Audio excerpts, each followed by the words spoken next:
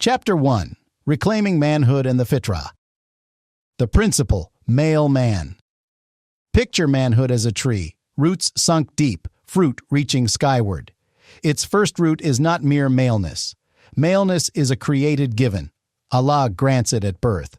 Manhood, by contrast, is forged and formed and proven over time. A leadership identity built on justice and mercy, on the ability to listen before you decide, and on carrying the cost before collecting the title. The gap between the two is the gap between a name and what it truly names. Your ID card may call you male, even man, but real life, home, work, crisis, doesn't honor cards. It honors the one who steadies the helm when the ship tilts, restores balance when it skews, and says, "This is right, that is wrong," when voices tangle. And to be clear, we are not speaking of domination or swagger, but of trust, amanah. In Islam's measure, manhood is not an entitlement to parade before your wife and children. It is a charge for which you will answer before Allah. Lead by whim and you wrong others. Abandon leadership and you squander what was entrusted. Both are blameworthy. What's required is principled leadership. Consult well, declare a decision, shoulder its cost with a steady face and open chest, then bring warmth back to the hearts after the decision is carried out. No cruelty, no humiliation, and no surrender of the right under the pretext of being nice. Because some may confuse the firmness of truth with the harshness of temper, fix this rule at the start. You can be gentle without being weak and resolute without being rough. The secret of mature manhood is the union of both. Iron in the standard, water in the manner. Scriptural grounding in a calm, plain key. The Quran establishes that Qiwāmah, protective caretaking maintainership, is an honor that grows heavier as its duty grows heavy. The greater the charge, the higher the rank, when the charge is fulfilled. Allah says, "Men are Qiwāmun over women." Al-Nisa 4:34. Qiwāmun is an intensive form, standing continually in care, protection, provision, management, and decisive guidance, not a plaque to hang on a wall. Classical exegetes, Al-Qurtub, Ibn Kathir, and others, explain two causes mentioned in the verse. 1. By virtue of what Allah has given some over others, a functional preference and assignment, a frame more suited to bearing load, and a readiness to carry the consequences of decision. This is no insult to women nor empty glory for men. It is the delegation of responsibility. Whoever carries it earns its honor. 2. And by virtue of what they spend of their wealth. The one who pays, bears. The one who bears is entitled to final say, in the right. Whoever discharges provision properly is further ennobled, because he has fulfilled his trust. The Quran adds, "And for men over them is a degree," Al-Baqarah 2:28, a degree of responsibility and decision in ma'ruf, what is recognized as right and fair. Ma'ruf is a governing Quranic word that forbids injustice and requires justice and good companionship. That degree is a conditional honor. It is only deserved by fulfilling the duty, and it does not remain if its bearer flees its burden. To balance the scale, the Prophet laid down the comprehensive rule. All of you are shepherds, and all of you will be asked about your flock. The shepherd is not raised by shouting, but by protection, attention, guidance, and decision when needed. He also said, "The best of you are the best to their families." Excellence here is a practical honor measured by mercy that adorns the right and justice that upholds the limit. Fiqh then closes the doors of misinterpretation with its maxims. La darar wa la dirar. No harming and no reciprocating harm, and no obedience to any creature in disobedience to the Creator. So there is no Qiwāmah that licenses harm, and no obedience that cancels a duty to Allah. What remains is leadership in ma'ruf, limits guarded by the deen, and warmth nourished by ihsan. With this understanding, hearts come to rest. Qiwāmah is both honor and burden. If gentleness falls away, the honor curdles into harshness. If resolve dissolves, the honor shrivels into a slogan. The right balance is this: a right that is not up for barter, and a manner that does not wound. Whoever is faithful to the duty, Allah makes the honor stand. The foundational story. The dinner ship. Evening sat warmly on Ahmad and Maryam's home. The table was set, laughter light, two little ones whispering over a crust of bread they'd turned, by the magic of play, into a ship. Everything felt right until the conversation brushed an old, postponed question: which school for their son as he entered first grade? Maryam, smoothing their daughter's hair, said, "My nephew is at Nur al-Madna. All my cousins send their kids there. It feels easy. Family, familiar faces." Ahmad nodded and listened. He didn't cut in. Then, gently, "Tell me about the academics, the teachers, the commute." Minutes moved in a balanced exchange. Maryam laid out what she knew. Ahmad shared what he'd researched in recent days: a different school with a stronger reading program, better security, and a shorter drive. Maryam wavered. Kinship counts, and when feelings wobble, the heart leans on familiar company. Here the story forks, two paths divided by a single word from a man. In the first path, common and costly, Ahmad blushes before the moment of decision. Afraid his word will be branded controlling, he chooses to drift with her preference so the evening stays calm.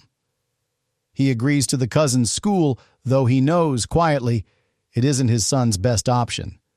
Peace returns for an hour or two. But a deferred decision is a storm on layaway. Days later, Maryam tells her relatives with easy confidence, "It's an excellent school." Ahmad agreed immediately. She smiles. He smiles too, but with the fixed grin of a mask. We bought quick calm and spent slow respect. The ship didn't sink, but it didn't sail either. It bobbed, captive to the current of comparisons. In the second path, the one we mean to cultivate, Ahmad waits until Maryam has fully finished. Then he summarizes softly. "I hear you prefer Nur al-Madinah, family nearby, the comfort of familiar faces. I've found Al-Bayan better for reading, closer on the road and safer. I've listened, and I respect how you feel. My decision: we enroll at Al-Bayan and review after the first term. If you're not happy with the results, we'll revisit." No raised voice, no bruised heart. One clear decision, paired with a bridge of delayed review that reassures a wife's heart. We will reassess. We are not stubborn for sport. Maryam falls quiet, breathes. She may not be convinced yet, but she sees a man who hears, then decides, who carries the cost of his call and keeps the door of review open. The night passes without drama. In the morning, Ahmad files the papers and delivers them himself. Weeks later, their boy reads a new word he learned in class. Maryam smiles without thinking and says, to herself first, "Alhamdulillah." This isn't a parable about which school is better. It's about a captain who knows how to sail. In the first branch, Ahmad was kind but dropped the helm. In the second, he was kind and seated kindness in the captain's chair. The sea stilled because ships settle when they recognize their captain. A definition that clears the fog. When Allah says, "Al-Rijal Qiwāmun ala al-Nisa," men are maintainers over women, 434. He is not labeling a biological type so much as assigning an honorable function. It is not enough to be male to be called a man. Maleness is an ID tag. Manhood is a lived biography and a charged trust, amana. You can hold a card that reads male 30, but the home doesn't read cards. It reads conduct. Who listens, then concisely reflects, then rules? Who keeps time, money, and choices from scattering? Who draws a line under mockery and raised voices without humiliating anyone and puts out the fire of conflict without snuffing the light of affection? Here honor appears, the dignity of the office, and with it appears burden, the weight of responsibility. The more of that weight you shoulder, the higher your standing rises in the hearts around you.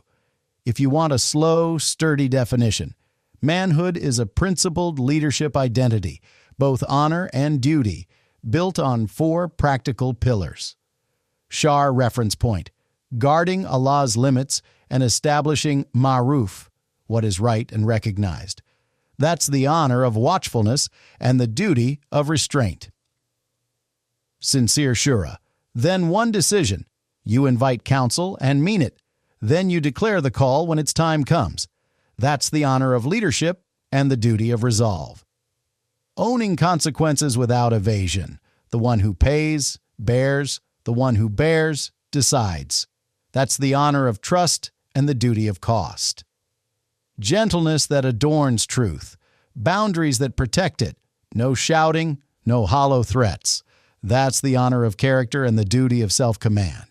And let there be no room for distortion. Manhood is neither roughness nor glare. Shouting is not proof of leadership, just as tears are not a license to overturn what's right. Manhood is saying no where no must be said, and yes where mercy does not mangle the measure. It is guarding your wife's dignity and safety, and reminding whenever needed that a ship has one captain. Not because you crave control, but because that's how vessels sail, and because this office was honored to you so long as you carry its duty. If you want an image to hang in your chest, a man is iron in the standard and water in the manner. He does not rust on the truth, nor freeze into harshness. The more iron he bears, the purer his water must run. Why did manhood lose its bearings? Collapse doesn't happen in a single fall. It's a string of small steps. It began when equality was misread. Yes, human worth is equal, but roles are not identical. A home is not a shareholders' meeting split 50-50. A home is a ship, and ships don't leave harbor without a captain. Alongside that confusion came the sugar-sweet upbringing that rewards a boy for never saying no and scolds him when he states a clear opinion. He grows tall, but the nerve for decision stays limp. Then the stage of mass media, the bumbling husband, the stammering father, the wise woman steering all with a smirk. The gag repeats until it hardens into an inner picture. Any word about manhood reads as domineering. Any act of leadership registers as coercion. On the other bank, social platforms flood the eye with manufactured comparisons. So-and-so lets his wife. So-and-so never objects. So-and-so buys. Decisions go up for auction in the marketplace of likes.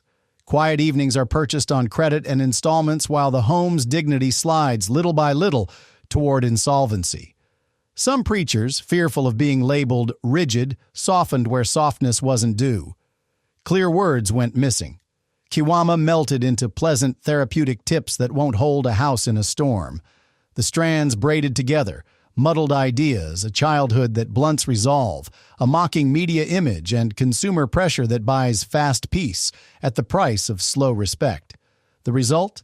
Decisions on layaway, arguments on repeat, and a background anxiety for the wife because she cannot see a steady hand on the helm. This is not a call back to the jungle, it's a call back to balance. Shura that honors reason, then one decision that guards the common good, then warmth that returns hearts to their places. When the scale returns, manhood returns. Practical frame 1. The 2 circles. From wasted energy to real influence. To keep this from floating as slogans, you need a simple map that puts your energy where it belongs. Picture 2 circles in front of you. 1. The circle of worries. It's full of things that upset you, but you cannot change directly. People's chatter, social fads, what platforms push, the past that has passed. If you linger here, it eats your time and leaves you feeling powerless no matter how hard you try. 2. The circle of influence. Here live the things in your hand today. Your tone when you speak, your appointments when you set them, your budget when you plan it, your household charter when you write and post it, your men's circle when you choose solid brothers who brace your back, the phone policy you set inside your home. This circle grows every time you feed it effort, and as it widens, the reach of your worries shrinks. To see the difference in flesh and bone, return to Ahmad from the founding story. He could have drowned in the circle of worries. What will the relatives say? How will my call look to others? What if my choice flops? Those questions drain nerves and produce no action. When he shifted to the circle of influence, he did 3 plain things.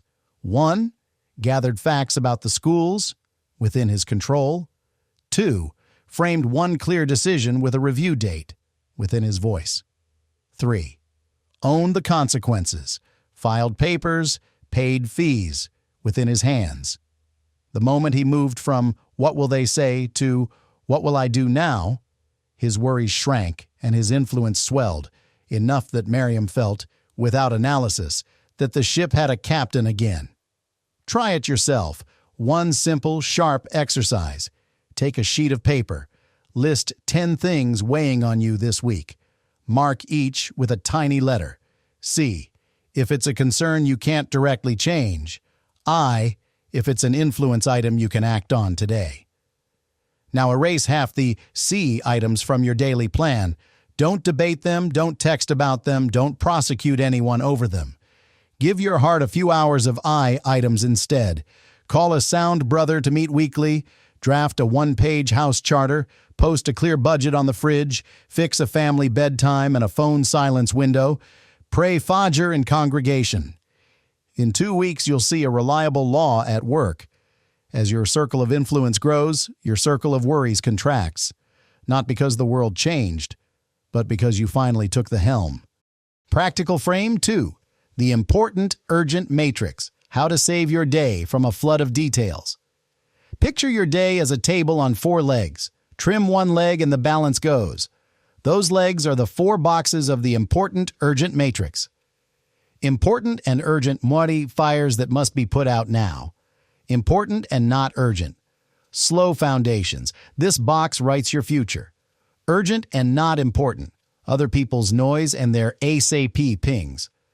Not urgent and not important. Amusements that let life slip through your fingers. Here's the overlooked secret. Your life is built in box 2. Important and not urgent. That's where you draft the house charter, lay out a budget, set the phone policy, fix a bedtime, and craft the leader's language that will later smother many of box 1's fires. Every minute you invest here saves you an hour of chasing what never ends. Return to Ahmad. Monday morning, the phone begins to chirp. A relatives group invite for tonight, his son lobbying for a new toy, and a bank notification. Everything looks urgent. But Ahmad has learned to ask one question before he moves. Is this truly important in my home scale? Here's what he did. He delayed replying to the family chat until afternoon. An elegant apology would suffice, because showing up would undercut his planned evening with his wife and kids. He parked the toy ask into a weekly fun budget, not a momentary impulse. He opened the banking app for 2 minutes and set a standing Monday review for finances. No more reacting to every stray alert. With those simple moves, he neglected no one. He simply gave each item its true weight and protected his day from being dragged around by the urgent, not important. This matrix isn't a mere productivity trick. It's a practice of taqliya wa tahliya, clearing out what doesn't build, then adorning your schedule with what fortifies your Qiwāmah. Guard box. 2 time and without lectures, your wife will feel the difference. The home finds a calmer rhythm that passing whims can't rattle. The juristic and human grounding of Qiwāmah. Why a home needs one, captain. When Allah Most High decrees, Al-Rijal Qawwamuna ala al-Nisa, men are caretakers over women. He isn't handing out a title. He is entrusting a charge. Qiwāmah is not a fence that squeezes hearts. It is the shade of a tree under which husband, wife, and children find shelter. Under that shade, relationships are watered by mercy yet fastened by firmness, because mercy without firmness becomes collusion, and firmness without mercy hardens into cruelty. The Quran gives the balance word, al-ma'ruf, recognized good. Wa lahunna mithlu alladh, alayhinna bil ma'ruf, walil rijali, alayhinna daraja. For them are rights comparable to those upon them in ma'ruf, and men have a degree of responsibility. That degree is a duty of decision in ma'ruf, not a license for harshness. Humanly, any group without a clear leader gets ground down by competing voices. Try running a day trip with 4 friends, each insisting on a route. The outing dissolves and everyone loses. A household is more delicate than a trip. There are emotions, upbringing, money, reputation, and deeing. A woman, by the nature Allah placed in her, rests when she trusts there is a compass in the man she follows. She may not agree every time, but she settles when she sees the ship moving toward a chosen bearing, not bobbing on the waves. So 3 pillars must stand. 1. Firm texts that set the rule. Qiwāmah, a degree in maruf. Ishra bil maruf, living together in recognized good. And the prophetic boundary. No obedience to any created being in disobedience to the Creator. 2. Merciful purposes that guard dignity, la darar wa la dirar, no harm and no reciprocating harm, no Qiwāmah that permits injury, no obedience that erases a due right. 3. The prophetic ethic. The best of you is the best to his family. If firmness is the taut pole that holds the tent, mercy is the canvas that keeps the sun of severity from scorching those inside. If you want a picture, the home is a caravan crossing a desert. If the party argues at every fork, right or left, they sleep exposed in the open.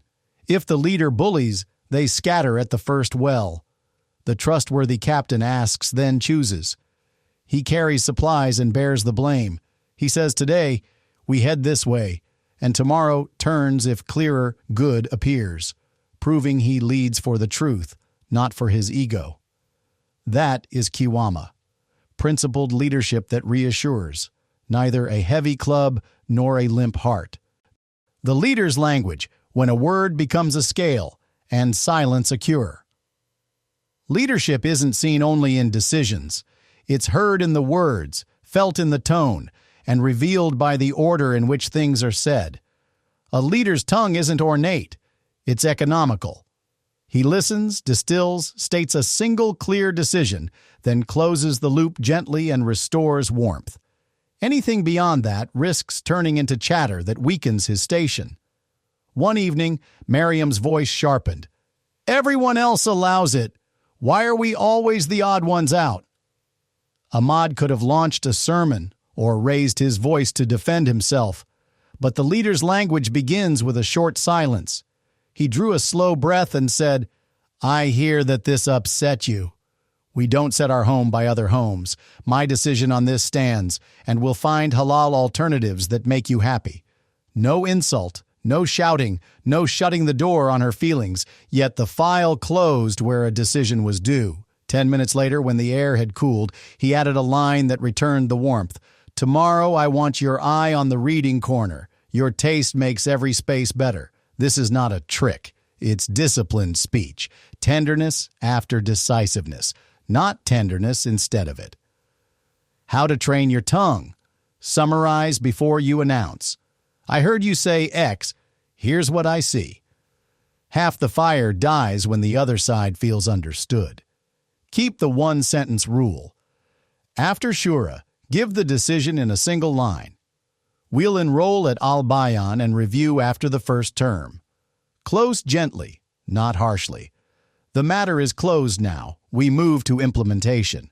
Then, after a quiet hour, a thank you, a cup of tea, a reassuring touch. Know when to be silent. When emotion spikes and ears stop hearing, silence is the wiser language. It saves you from words you'll regret and gives the other heart a bridge back to reason. The leader's language also wears a body, shoulders squared without aggression, eyes steady without challenge, a voice at a 5 or 6 out of 10, quiet authority. When tone and posture agree, a woman settles without philosophy because your body is saying what your sentence says. I am present. I am capable. My decision is clear. My heart is with you. The household charter, a 1-page constitution. If you want the ship to sail, naming a captain isn't enough. You need a chart pinned in the cabin so the crew doesn't lose itself in the first fog. That is the function of a household charter, a single page that doesn't scare or snarl but fixes the big markers. how we speak, how we differ, how we spend time and money, what is shared publicly and what remains a trust.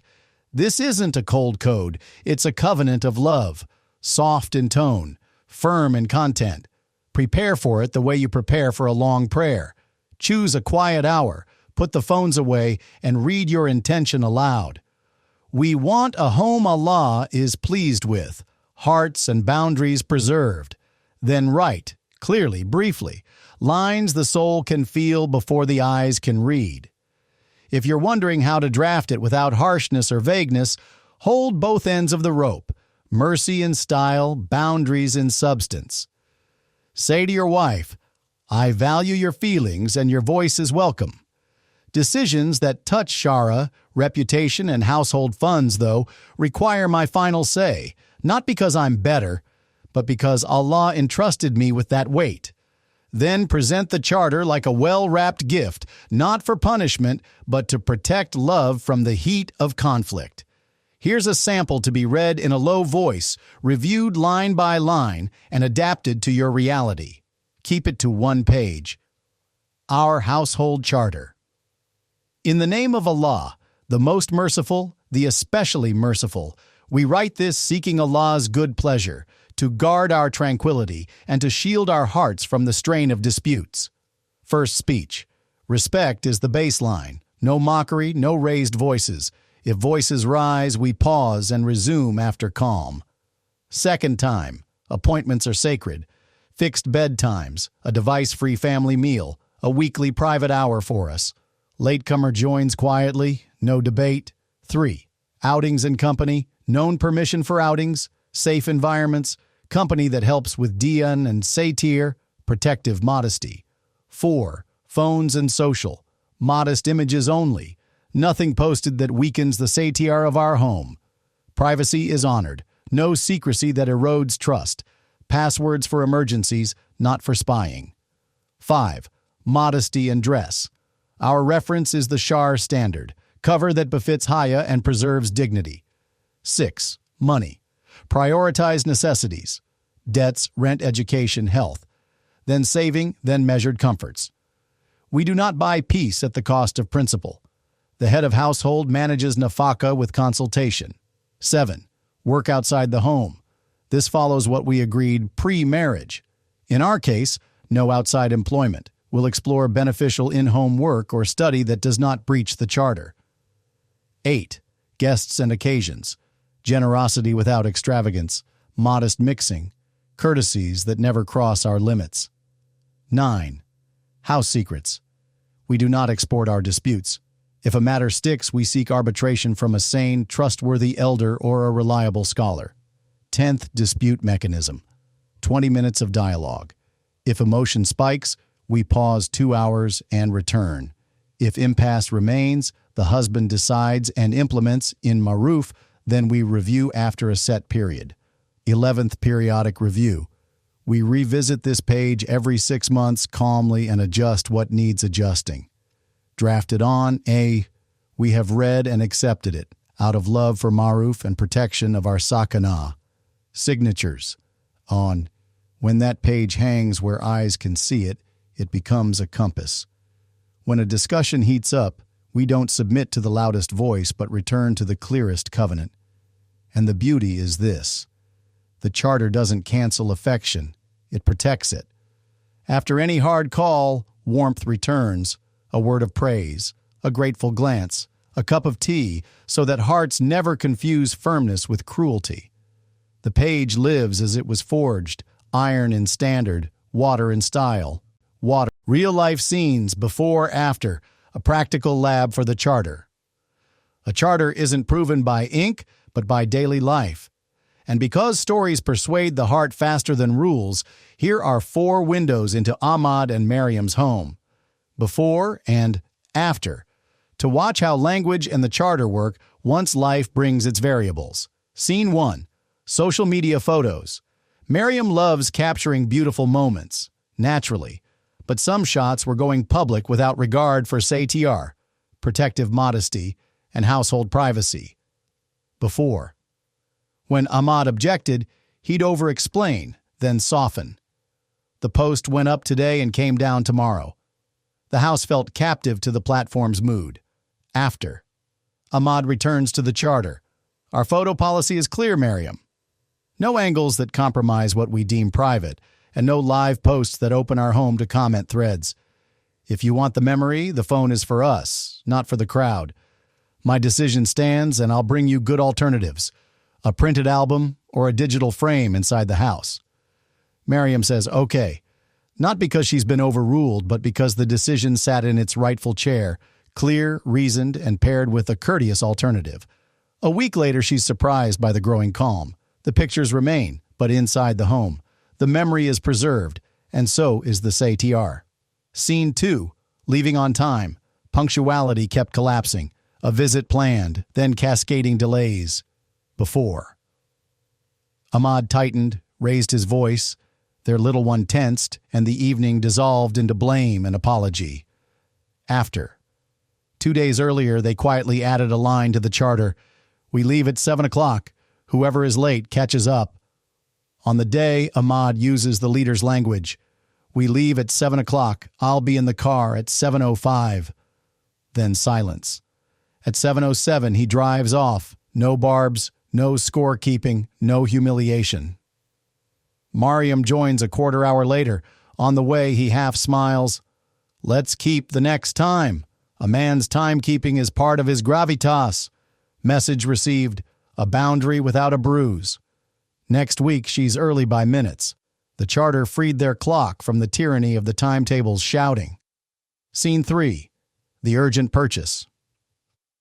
One afternoon, Miriam fell for an elegant, expensive handbag and asked for it now. Before. Ahmad used money to buy quiet, then groaned at month's end. Respect fell as the debts rose. After. He looks at the bag, then at the charter posted on the fridge. Priorities as agreed. Debts, housing, education, health, then measured comforts from the weekly envelope. This one isn't in the budget. I'll pencil it for next month if the numbers improve. Then kindly. But let's stop by the bookstore. I promised our little one a new story. The house learns that comfort follows order, not impulse, and that a polite no protects both dignity and affection. Scene 4. Work outside the home. A long hours job offer came Miriam's way. In many houses, that becomes a trench war. Before. Ahmad hesitated, accommodating today, resentful tomorrow, hearts frayed, signals crossed. After. He returns to a clear engagement term and a line in their charter. Miriam, this door is settled as we covenanted. No employment outside the home. Not as a slight to you, but to guard the role we chose together. If you want broader benefit, we'll open an in-home path, a course in a craft you love, a small home project, or safe volunteering. My decision stands, and so does my love. The exchange is calm but final, because intentions were placed on the table once, and the charter held them instead of moods. These vignettes aren't museum pieces. They're everyday attempts, some misses, some hits. The difference is this. Once a charter is written, reviewed, and enacted, the home shifts from reactivity to rhythm. The decision is said once, a courteous alternative opens, and warmth returns on schedule. Weeks later, you don't need applause to measure progress. You hear less quarrel and feel more sakana, a longer meal without phones, a child's laugh uninterrupted by sparring, and a wife whose eyes are settled, because she knows the ship has a captain who listens, then decides. Mistakes that erode gravitas avoid these. Gravitas rarely shatters in a single blow. It leaks away through small slips repeated until they harden into habit. Mind these stumbles. They may feel human in the moment, but each repetition withdraws from your balance. 1. Shouting and insults. A loud voice may douse today's argument, but it burns the bridge you'll need tomorrow. One sharp word, silence follows, and something breaks. Gravitas isn't seized by harshness. It's nourished by justice and rifq, gentleness. 2. Empty threats. If you do that again, I'll... And then you don't. Each unkept warning teaches unintentionally that your word is foam, not bedrock. Say little. Follow through much.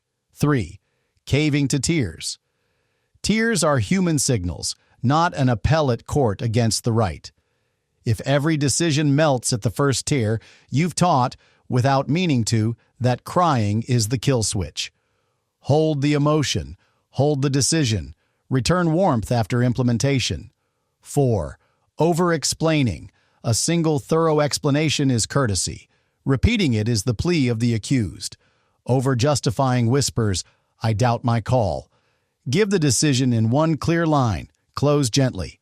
5th, perpetual delegation in the name of respect. Shura is a right.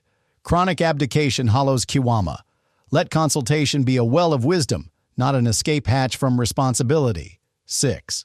Buying quiet with money. A gift in place of a boundary, a payout to mute a settled matter.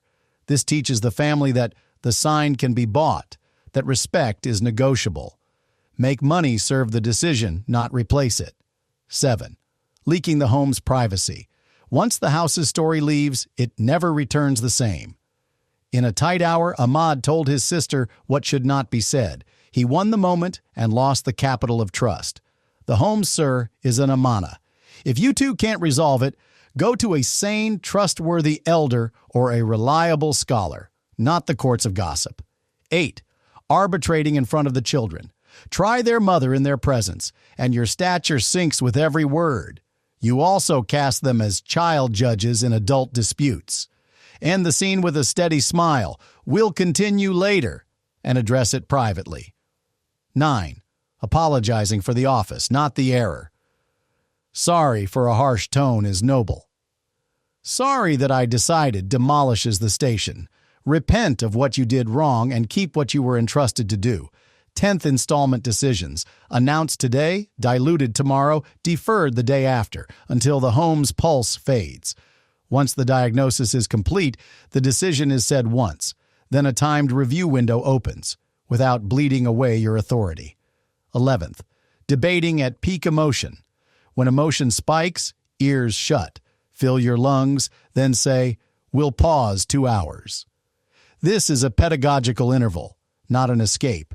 It guards your tongue, your gravitas, and her heart. 12th, mismatch between word and deed. Preach punctuality and arrive late. Talk budgets and splurge. You invite the fair test. Where's the example? Gravitas breathes consistency. You say and you do. When you err, you apologize. Then you straighten and carry on. These aren't proofs that a man is bad. They are pinholes in the hull of gravitas.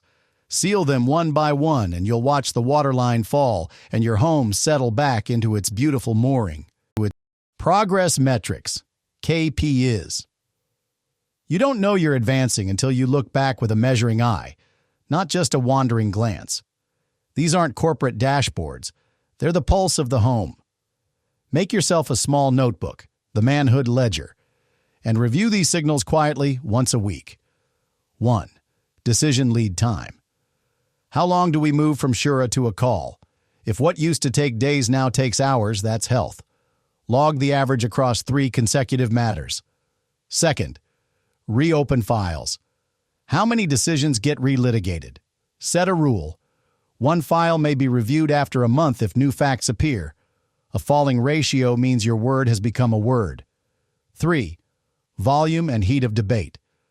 Mark each day with 3 faces: calm dialogue, mild tension, quarrel. Over the weeks, if rises and falls, you're on track. 4th, charter adherence. Choose only 4 clauses this month: tongue, time, phone, money. Each week, place a check mark or an X beside them. More check mark means the paper is alive, not just pinned. 5. Phone-free tables. How many meals or family hours are truly present each week? Start with 1, then 2. These pockets quietly drain household tension. 6th, sakana indicators. How do the children sleep? How many unforced laughs did you hear? How many evenings passed without reproach? Soft metrics, honest mirrors. 7.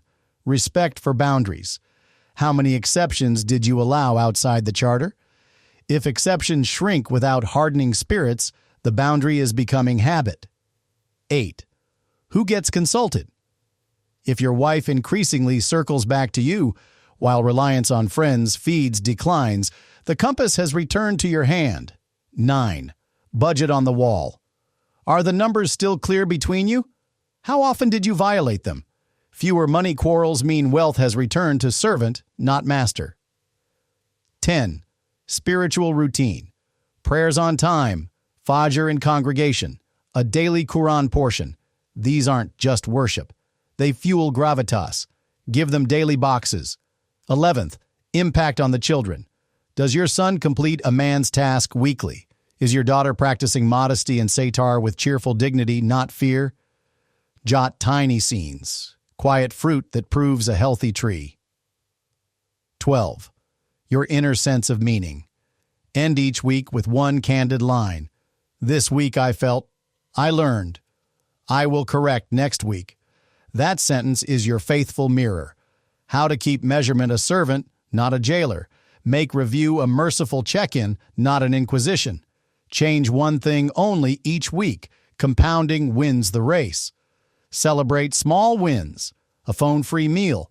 A decision closed in an hour. An evening without quarrel. These are medals worth more than applause. If you stumble one week, don't scrap the chapter. Edit the next line and continue. Over time, you'll notice these aren't numbers alone. They're the footprint of baraka when a home comes into rhythm. Speech grows fewer and clearer, decisions firm without becoming harsh, hearts draw near without feeling smothered. And you'll see with your own eyes that Qiwāmah, as we said at the start, is a merciful charge. It sets the house on bedrock truth and shades its people with the water of gentleness. Chapter summary. This chapter has tried to return manhood to its root, not biological maleness, but a principled leadership identity tasked with justice, mercy, and decisive follow-through. We marked the first principle. The home is a ship, and ships don't sail with two captains. Leadership is not a vanity to lord over one's family, but a trust for which one will answer. We grounded it in Revelation. Men are Qiwāmun over women, Q 434. And for men, there is a degree over them in Maruf, Q2 228, alongside the Hadith, all of you are shepherds, which translates the verse into oversight, accountability, decision, and bearing the cost. We distinguished male, a line on an ID, from man, a stance in the storm. He listens, summarizes, then decides. Iron in standard, water in style. We named why manhood went adrift, confusing equal worth with identical roles, an upbringing that weakens the decision nerve, media that mocks the father captain, and consumer pressure that buys quick quiet at the price of slow respect. Against that tide, we offered tools that tighten the leadership spine, the circles of concern influence to reclaim energy from the draining to the doable, and the important urgent matrix so you build the house in the quadrant that writes destiny.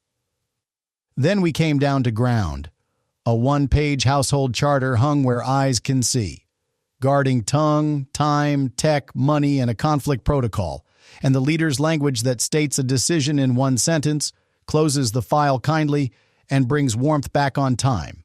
Kindness after resolve, not kindness instead of resolve.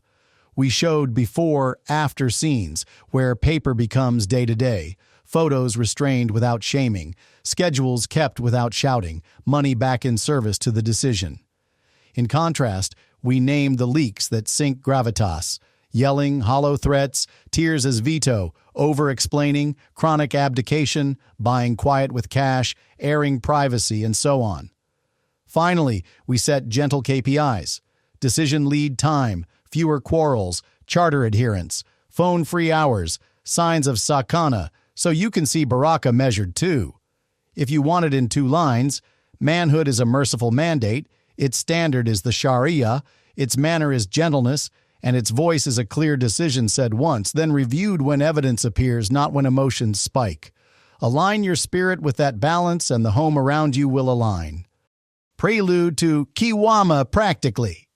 When night draws in and sounds grow thin, a house keeps a quiet pulse that hears what ears can't. Is there a captain in the hall? Is there a hand firm on the helm, not tossed by every wave? Hearts, even silent ones, Rest in the presence of someone who knows a direction, who shades them under a tree of justice from the noon heat, and guides a gentle stream through the stones, not to shatter them, but to carve a channel. This chapter tried to hand you back the compass, a word of truth said when it must be said, a tenderness that doesn't melt until it drowns, and a written charter that saves love from the fever of the moment. If the ship has moved a single centimeter, that is much. Seas know the worth of centimeters when time turns them into a new horizon. Tomorrow we leave the wide view for the workshop. We'll unpack Qiwāmah step by step, Shura that opens doors without erasing resolve, a decision voiced in one line, bearing costs without self-congratulation, review windows that preserve gravitas, ready-made phrases, and a tongue that learns when silence is medicine. We'll walk into kitchen and budget, appointment and photo, visit and phone, where leadership is truly tested. Until then, take a steady breath and say it to your own heart before you sleep. I am a responsible man. My Qiwāmah is a covenant with God. My gentleness is my family's provision, and my resolve is the bridge that carries our ship to safe shore.